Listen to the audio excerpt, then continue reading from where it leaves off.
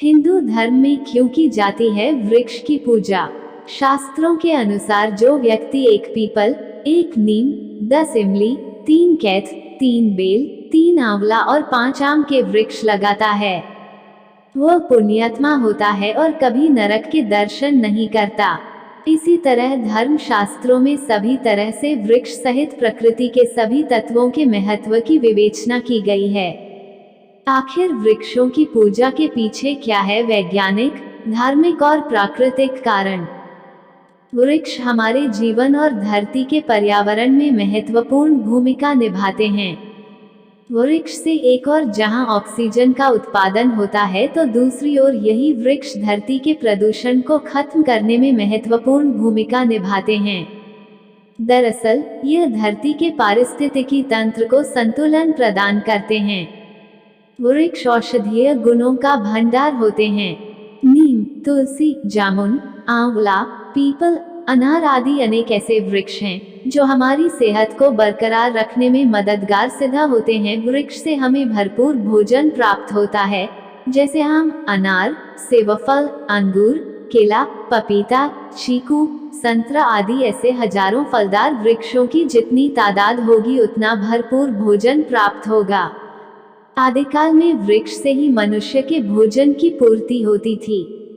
वृक्ष के आसपास रहने से जीवन में मानसिक संतुष्टि और संतुलन मिलता है। वृक्ष हमारे जीवन के संतापों को समाप्त करने की शक्ति रखते हैं। माना कि वृक्ष देवता नहीं होते लेकिन उनमें देवताओं जैसी ही ऊर्जा होती है। हाल ही में हुए शोधों से पता चला है कि नीम के नीचे प्रतिदिन आधा घंटा बैठने से किसी भी प्रकार का चर्म रोग नहीं होता। तुलसी और नीम के पत्ते खाने से किसी भी प्रकार का कैंसर नहीं होता। इसी तरह वृक्ष से सैकड़ों शारीरिक और मानसिक लाभ मिलते हैं। इन सभी बातों को ध्यान में रखते हुए हमारे ऋषि मुनियों ने पर्यावरण संरक्षण हेतु वृक्ष से संबंधित अनेक मान्यताओं को प्रचलन में लाया। उपरोक्त वैज्ञानिक कारणों से हमारे पूर्वज भली भांति परिचित थे और इस तरह वे पारिस्थितिकी संतुलन के लिए और उपरोल्लिखित उद्देश्यों की रक्षा के लिए वृक्ष को महत्व देते थे, लेकिन उन्हें यह भी मालूम था कि मनुष्य आगे चलकर इन वृक्षों का अंधाधुंध दोहन करने लगेगा। इसलिए उन्होंने वृक्षों को बचाने के लिए प्रत्येक वृक्ष का एक देवता नियुक्त किया और जगह जगह पर प्रमुख वृक्षों के नीचे देवताओं की स्थापना की। हिंदू धर्म का वृक्ष से गहरा नाता है। हिंदू धर्म को वृक्षों का धर्म कहें तो कोई अतिशयोक्ति नहीं होगी, क्योंकि हिंदू धर्म में वृक्षों का जो महत्व है वो किसी अन्य धर्म में शायद ही मिले। इस ब्रह्मांड को उल्टे वृक्ष की संज्ञा दी है। पहले यह ब्रह्मांड बीज रूप में था और अब यह वृक्ष रूप में दिखाई देता है। प्रलय काल में यह पुनः बीज रूप में हो जाएगा। पीपल वृक्ष शास्त्रों के अनुसार जो व्यक्ति एक पीपल, एक नीम, 10 इमली, 3 कैथ, 3 बेल, 3 आंवला और 5 आम के वृक्ष लगाता है, वो पुण्यात्मा होता है और कभी नरक के दर्शन नहीं करता। इसी तरह धर्म शास्त्रों में सभी तरह से वृक्ष सहित प्रकृति के सभी तत्वों के महत्व की विवेचना की गई है। यहाँ प्रस्तुत है ऐसे 10 वृक्ष जिनकी रक्षा करना हर हिंदू का कर्तव्य है और इनको घर के आसपास लगाने से सुख, शांति और समृद्धि की अनुभूति होती है। किसी भी प्रकार का रोग और शोक नहीं होता। पीपल के वृक्ष को संस्कृत में प्लक्ष भी कहा गया है। वैदिक काल में इसे अश्वार्थ इसलिए कहते थे क्योंकि इसकी छाया में घोड़ों को बांधा जाता था। अथर्ववेद के उपवेद आयुर्वेद में पीपल के औषधीय गुणों का अनेक असाध्य रोगों में उपयोग वर्णित है। औषधीय गुणों के कारण पीपल के वृक्ष को कल्प वृक्ष की संज्ञा दी गई है।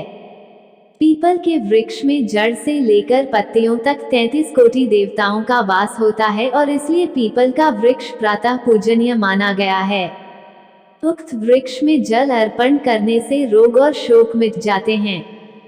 पीपल के प्रत्येक तत्व जैसे छाल, पत्ते, फल, बीज, दूध, जटा एवं कोपल तथा लाख सभी प्रकार की आदि व्याधियों के निदान में काम आते हैं।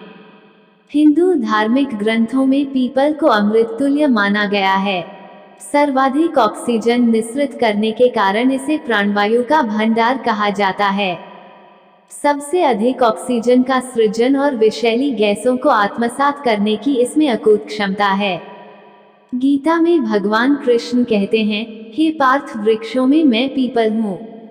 उद्धरण, मूलतः ब्रह्म रूपाय मध्यतो विष्णु रूपिणः अग्रतः शिव रूपाय अश्वत्थाय नमो नमः। भावार्थ अर्थात इसके मूल में ब्रह्मा, मध्य में विष्णु तथा अग्रभाग में शिव का वास होता है। इसी कारण अश्वत्थ नामधारी वृक्ष को नमन किया जाता है। पुराण पीपल परिक्रमा, स्कंद पुराण में वर्णित पीपल के वृक्ष में सभी देवताओं का वास है। पीपल की छाया में ऑक्सीजन से भरपूर आरोग्यवर्धक वातावरण निर्मित होता है। इस वातावरण से वात, पित्त और कफ का शमन नियमन होता है तथा तीनों स्थितियों का संतुलन भी बना रहता है। इससे मानसिक शांति भी प्राप्त होती है। पीपल की पूजा का प्रचलन प्राचीन काल से ही रहा है। इसके कई पुरातात्विक प्रमाण भी है। अश्वत्थोपनयन व्रत के संदर्भ में महर्षि शौनक कहते हैं कि मंगल मुहूर्त में पीपल वृक्ष की नित्य 3 बार परिक्रमा करने और जल चढ़ाने पर दरिद्रता, दुख और दुर्भाग्य का विनाश होता है। पीपल के दर्शन पूजन से दीर्घायु तथा समृद्धि प्राप्त होती है। अश्वत्थ व्रत अनुष्ठान से कन्या अखंड सौभाग्य पाती है। पीपल पूजा, शनिवार की अमावस्या को पीपल वृक्ष की पूजा और 7 परिक्रमा करके काले तिल से युक्त सरसों के तेल के दीपक को जलाकर छायादान करने से शनि की पीड़ा से मुक्ति मिलती है। अनुराधा नक्षत्र से युक्त शनिवार की अमावस्या के दिन पीपल वृक्ष के पूजन से शनि पीड़ा से व्यक्ति मुक्त हो जाता है। श्रावण मास में अमावस्या की समाप्ति पर पीपल वृक्ष के नीचे शनिवार के दिन हनुमान की पूजा करने से सभी तरह के संकट से मुक्ति मिल जाती है। वट वृक्ष पीपल में जहां भगवान विष्णु का वास है, वहीं बरगद में ब्रह्मा, विष्णु और शिव का वास माना गया है। हालांकि बरगद को साक्षात शिव कहा गया है। बरगद को देखना शिव के दर्शन करना है। हिंदू धर्मानुसार 5 वट वृक्षों का महत्व अधिक है। अक्षयवट, पंचवट, वंशीवट, गयावट और सिद्धवट के बारे में कहा जाता है कि इनकी प्राचीनता के बारे में कोई नहीं जानता। संसार में उक्त 5 वटों को पवित्र वट की श्रेणी में रखा गया है। प्रयाग में अक्षयवट, नासिक में पंचवट, वृंदावन में वंशीवट, गया में गयावट और उज्जैन में पवित्र सिद्धवट है। तह पुनि संभू समुझीपन आसन, बैठे वटतर करी कमलासन। भावार्थ अर्थात कई सगुण साधकों, ऋषियों, यहाँ तक कि देवताओं ने भी वट वृक्ष में भगवान विष्णु की उपस्थिति के दर्शन किए हैं। रामचरित मानसाम का पेड़ आम है खास। हिंदू धर्म में जब भी कोई मांगलिक कार्य होते हैं तो घर या पूजा स्थल के द्वार व दीवारों पर आम के पत्तों की लड़ लगाकर मांगलिक उत्सव के माहौल को धार्मिक और वातावरण को शुद्ध किया जाता है। अक्सर धार्मिक पंडाल और मंडपों में सजावट के लिए आम के पत्तों का इस्तेमाल किया जाता है। आम के वृक्ष की हजारों किस्में हैं और इसमें जो फल लगता है वो दुनिया भर में प्रसिद्ध है। आम के रस से कई प्रकार के रोग दूर होते हैं। शमी वृक्ष खेजड़ा भविष्यवक्ता शमी, विक्रमादित्य के समय में सुप्रसिद्ध ज्योतिषाचार्य वरामिहिर ने अपने बृहत् संहिता नामक ग्रंथ के कुसुमलता नाम के अध्याय में वनस्पति शास्त्र और कृषि उपज के संदर्भ में जो जानकारी प्रदान की है, उसमें शमी वृक्ष अर्थात खिजड़े का उल्लेख मिलता है। भी वरामिहिर के अनुसार जिस साल शमी वृक्ष ज्यादा फूलता फलता है, उस साल सूखे की स्थिति का निर्माण होता है। विजयादशमी के दिन इसकी पूजा करने का एक तात्पर्य यह भी है कि यह वृक्ष आने वाली कृषि विपत्ति का पहले से संकेत दे देता है, जिससे किसान पहले से भी ज्यादा पुरुषार्थ करके आने वाली विपत्ति से निजात पा सकता है। बिल्व वृक्ष हिंदू धर्म में बिल्व वृक्ष भगवान शिव की आराधना का मुख्य अंग है। धार्मिक दृष्टि से महत्वपूर्ण होने के कारण इसे मंदिरों के पास लगाया जाता है। बिल्व वृक्ष की तासीर बहुत शीतल होती है। गर्मी की तपिश से बचने के लिए इसके फल का शरबत बड़ा ही लाभकारी होता है। यह शरबत कुपचन, आंखों की रोशनी में कमी, पेट में कीड़े और लू लगने जैसी समस्याओं से निजात पाने के लिए उत्तम है। औषधीय गुणों से परिपूर्ण बिल्व की पत्तियों में टैनिन, लोह, कैल्शियम, पोटेशियम और मैग्नीशियम जैसे रसायन पाए जाते हैं।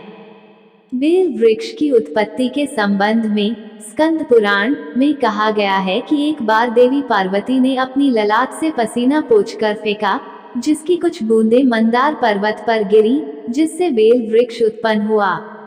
इस वृक्ष की जड़ों में गिरिजा, तना में महेश्वरी, शाखाओं में दक्षयायनी, पत्तियों में पार्वती, फूलों में गौरी और फलों में कात्यायनी वास करती हैं। कहा जाता है कि बेल वृक्ष के कांटों में भी कई शक्तियां समाहित हैं। यह माना जाता है कि देवी महालक्ष्मी का भी बेल वृक्ष में वास है। जो व्यक्ति शिव पार्वती की पूजा बेलपत्र अर्पित कर करते हैं, उन्हें महादेव और देवी पार्वती दोनों का आशीर्वाद मिलता है। शिव पुराण में इसकी महिमा विस्तृत रूप में बताई गई है। अशोक वृक्ष को हिंदू धर्म में बहुत ही पवित्र और लाभकारी माना गया है। अशोक का शाब्दिक अर्थ होता है किसी भी प्रकार का शोक न होना।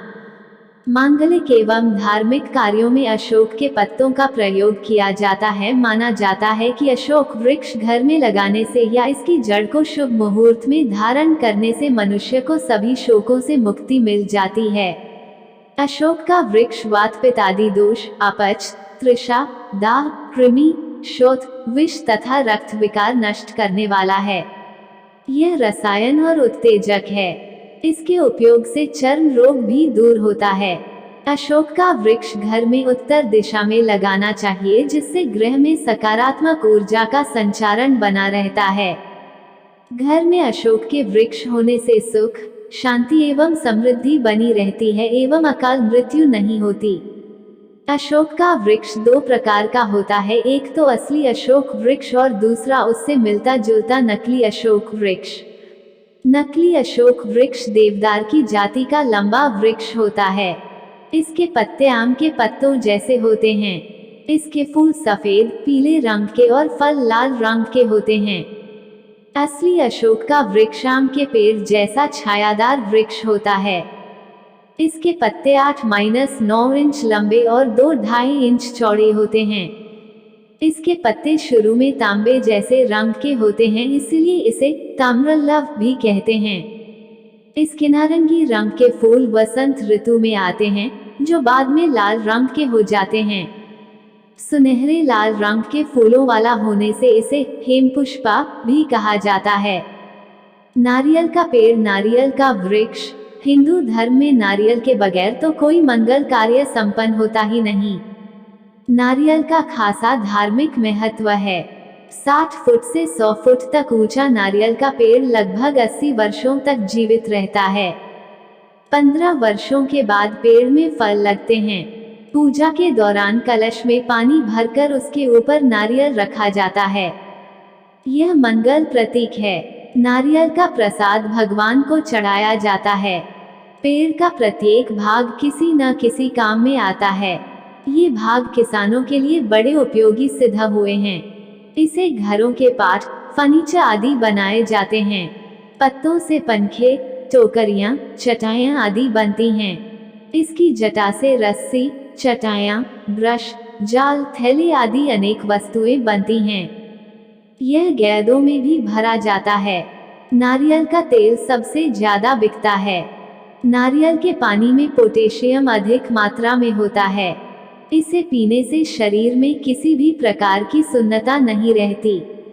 अगर आप पाचन की समस्या से ग्रसित हैं तो 1 गिलास नारियल का पानी लें, उसमें अनानास का जूस मिलाएं और पूरे 9 दिन तक नाश्ते से पहले उसे पिएं। इसे पीने के बाद 2 घंटे तक किसी भी प्रकार का भोजन न करें और न ही कोई अन्य पेय पिएं।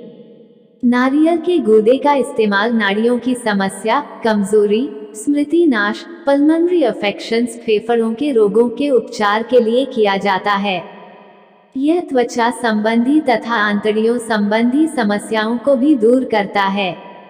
अस्थमा से पीड़ित व्यक्तियों को भी नारियल पानी पीने की सलाह दी जाती है। अनार के वृक्ष से जहां सकारात्मक ऊर्जा का निर्माण होता है, वहीं इस वृक्ष के कई औषधीय गुण भी हैं। पूजा के दौरान पंच फलों में अनार की गिनती की जाती है। अनार को दाडम या दाडिम आदि अलग अलग नाम से जानते हैं। अनार का वृक्ष भी बहुत ही सुंदर होता है, जिसे बगिया की शोभा के लिए भी लगाया जा सकता है। इसकी कली, फूल और फल भी कुछ कम सुंदर नहीं होते। अनार का प्रयोग करने से खून की मात्रा बढ़ती है। इससे त्वचा सुंदर व चिकनी होती है। रोज अनार का रस पीने से या अनार खाने से त्वचा का रंग निखरता है। अनार के छिलकों के एक चम्मच चूर्ण को कच्चे दूध और गुलाब जल में मिलाकर चेहरे पर लगाने से चेहरा दमक उठता है। अपच, दस्त, पेचिश, दमा, खांसी, मुंह में दुर्गंध आदि रोगों में अनार लाभदायक है। इसके सेवन से शरीर में झुर्रियां या मांस का ढीलापन समाप्त हो जाता है। नीम का वृक्ष, नीम एक चमत्कारी वृक्ष माना जाता है। नीम जो प्रायः सर्व सुलभ वृक्ष आसानी से मिल जाता है। नीम को संस्कृत में निम्ब कहा जाता है। यह वृक्ष अपने औषधीय गुणों के कारण पारंपरिक इलाज में बहुपयोगी सिद्ध होता आ रहा है। चरक संहिता और सुश्रुत संहिता जैसे प्राचीन चिकित्सा ग्रंथों में इसका उल्लेख मिलता है। निम शीतो लघुग्राही कतुरा को अग्निवातनुत अध्या श्रमतुटकास ज्वरारुचिकृमि प्रणतु, अर्थात नीम शीतल, हल्का, ग्राही पाक में चरपरा, हृदय को प्रिय, अग्नि, वॉट परिश्रम, तृषा, अरुचि, कृमि, व्रण, काफ, वामन, कोढ़ और विभिन्न प्रमेह को नष्ट करता है। नीम के पेड़ का औषधीय के साथ साथ धार्मिक महत्व भी है। माँ दुर्गा का रूप माने जाने वाले इस पेड़ को कहीं कहीं निमारी देवी भी कहते हैं। इस पेड़ की पूजा की जाती है। कहते हैं कि नीम की पत्तियों के धुएं से बुरी और प्रेत आत्माओं से रक्षा होती है। केले का पेड़ काफी पवित्र माना जाता है और कई धार्मिक कार्यों में इसका प्रयोग किया जाता है। भगवान विष्णु और देवी लक्ष्मी को केले का भोग लगाया जाता है। केले के पत्तों में प्रसाद बांटा जाता है। माना जाता है कि समृद्धि के लिए केले के पेड़ की पूजा अच्छी होती है। केला हर मौसम में सरलता से उपलब्ध होने वाला अत्यंत पौष्टिक एवं स्वादिष्ट फल है। केला रोचक, मधुर, शक्तिशाली, वीर्य व मांस बढ़ाने वाला, नेत्रदोष में हितकारी है। पके केले के नियमित सेवन से शरीर पुष्ट होता है। यह कफ, रक्तपित्त, वात और प्रदर के उपद्रवों को नष्ट करता है। केले में मुख्यतः vitamin A, vitamin C, thiamine, riboflavin, niacin तथा अन्य खनिज तत्व होते हैं। इसमें जल का अंश 64.3%, प्रोटीन 1.3%, कार्बोहाइड्रेट 24.7% तथा चिकनाई 8.3% है।